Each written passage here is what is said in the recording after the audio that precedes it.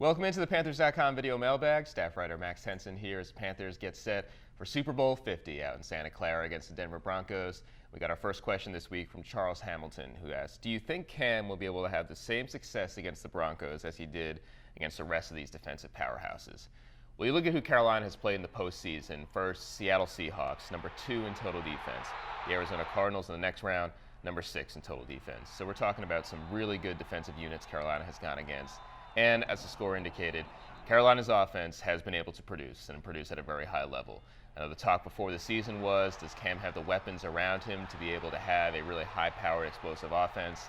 Let's remember, Carolina finished number 1 in total scoring for the first time in franchise history this year at over 31 points per game. So this offense is equipped to play against the best defenses in the league and have success.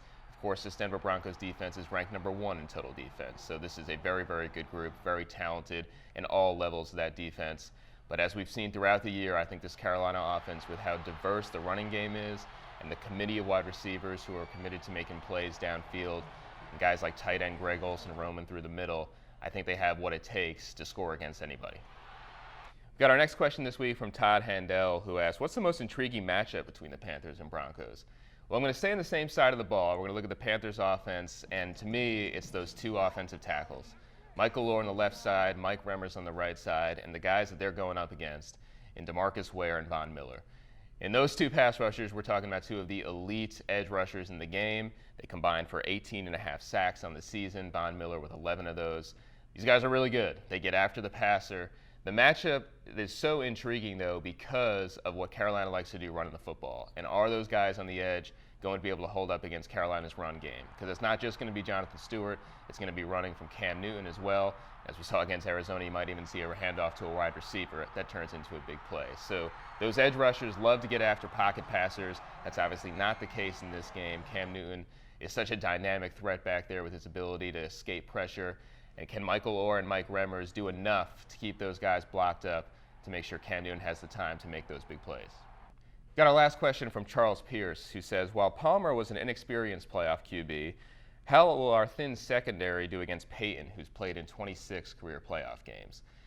So obviously there's a difference in the playoff experience for those 2 quarterbacks, but there are some similarities in the style. You look at Carson Palmer, one of your typical drop-back pocket passers with a strong arm.